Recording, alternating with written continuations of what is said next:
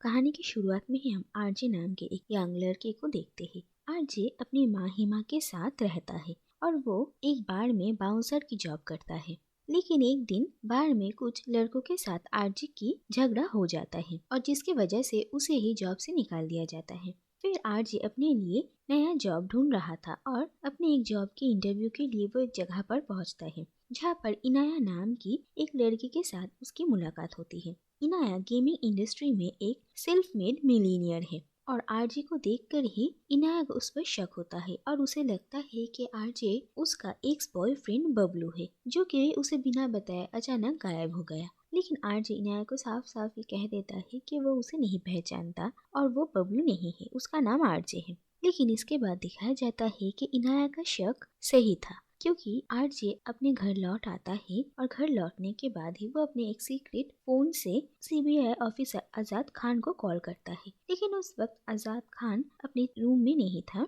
बल्कि उसकी जगह एक और सीबीआई ऑफिसर था और आरजे उसी से बात करता है। वो कहता है कि इतने सालों तक सब कुछ ठीक था लेकिन अब उसकी आइडेंटिटी सबके सामने रिवील होने वाली है और वो ऑफिसर कहता है कि वो उसके मदद के लिए लोग भेज रहे हैं। इसके बाद ही फ्लैशबैक में दिखाया जाता है 2 साल पहले की कहानी जहाँ पर हम देखते हैं लैला नाम के एक बहुत बड़े क्रिमिनल को सीबीआई ढूंढने की कोशिश कर रहे हैं। लैला दुनिया के सामने एक बहुत बड़ा मैजिशियन है लेकिन वो असल में एक साइबर क्रिमिनल है और सीबीआई के पास उसके खिलाफ कोई पुख्ता सबूत नहीं है, इसीलिए वो उसके खिलाफ कुछ कर भी नहीं पा रहे हैं। इसके बाद ही हम आजाद खान को देखते हैं जो कि कहते हैं कि अब उन लोगों की मदद एक ही कर सकता है जिसका नाम है बबलू और बबलू एक बहुत बड़ा हैकर है। अब वो ही लैला के खिलाफ कोई सबूत उन लोगों को ढूंढ कर दे सकता है। दूसरी तरफ ये दिखाया जाता है कि लैला एक ऐसी ऐप डिजाइन करता है जिससे कि लोगों के फोन से उनका सारा पर्सनल डेटा चोरी किया जा सकता है और इससे उनके बैंक अकाउंट हैक करके सारे पैसे लैला और उसके गैंग मेंबर्स चोरी कर लेंगे और इस ऐप का नाम है पर्ल्स। इसके बाद ही हम देखते हैं कि आजाद खान बबलू को ढूंढने की बहुत कोशिश करता है लेकिन नहीं ढूंढ पाता। लेकिन दूसरी तरफ बबलू ही आजाद खान के घर में उनसे मिलने के लिए आ जाता है और आजाद खान बबलू को कहते हैं कि वो अगर लैला को पकड़ने में उन लोगों की हेल्प करेगा तो उसके ऊपर जितने भी पुलिस केसेस है वो सब कुछ माफ कर दिया जाएगा और बबलू को एक नई आइडेंटिटी के साथ एक नई जिंदगी मिलेगी। और बबलू अपनी आजादी के बदले लैला को पकड़ने में पुलिस की मदद करने के लिए तैयार हो जाता है और इसके बाद बबलू के प्लान के मुताबिक ही वो सबसे पहले लैला की छोटी बहन इनाया से मिलता है और उसके साथ दोस्ती करने की कोशिश करता है और धीरे धीरे इनाया बबलू से प्यार करने लगती है। दरअसल बबलू का प्लान ये था कि इनाया के साथ दोस्ती करने के बाद इनाया जब उसे अपने भाई लैला से मिलवाएगी तब वो लैला के साथ भी घुलने मिलने की कोशिश करेगा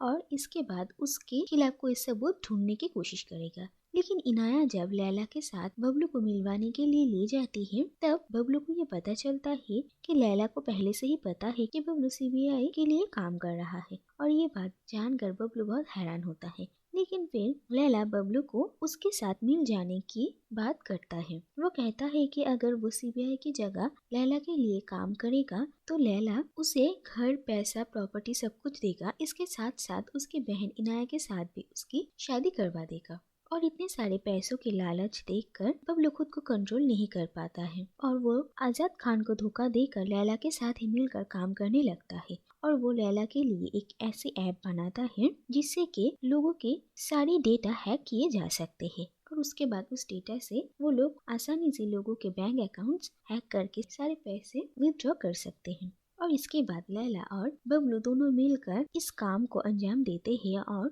वो लोग बहुत सारा पैसा कमाते हैं। लेकिन इसके बाद एक दिन जब बबलू अपने लिए एक नया फ्लैट खरीदता है तो वहीं पर ही वो एक एम्बुलेंस ड्राइवर की वाइफ हिमा से मिलता है और उन्हीं से बबलू को ये पता चलता है और अचानक से उनके बैंक अकाउंट से सारे पैसे विथड्रॉ हो गए जिसके वजह से उनके हस्बैंड ने सुसाइड कर लिया और अब उन लोगों की जिंदगी में बहुत सारे प्रॉब्लम्स चल रहे हैं। ये सारी बातें सुनकर बबलू बहुत ही दुखी हो जाता है और उसे समझ में आता है कि उसने कितनी बड़ी गलती कर दी और उसके इसी स्वार्थ के वजह से कितने सारे लोगों की जिंदगियां बर्बाद हो गई। इसके बाद वो इस एम्बुलेंस ड्राइवर की वाइफ हेमा के ऊपर जितने भी सारे लोन थे वो सब कुछ खुद ही चुका देता है और उनके पास आकर उनसे माफी मांगता है और उन्हें अपने साथ रहने के लिए कहता है और उन्हें अपनी माँ बना लेता है। और वो फिर से आजाद खान के पास जाता है और उन्हें कहता है कि उसे अब उसकी गलतियों का एहसास हो चुका है और वो अब लैला को पकड़ने में उन लोगों की मदद जरूर करेगा।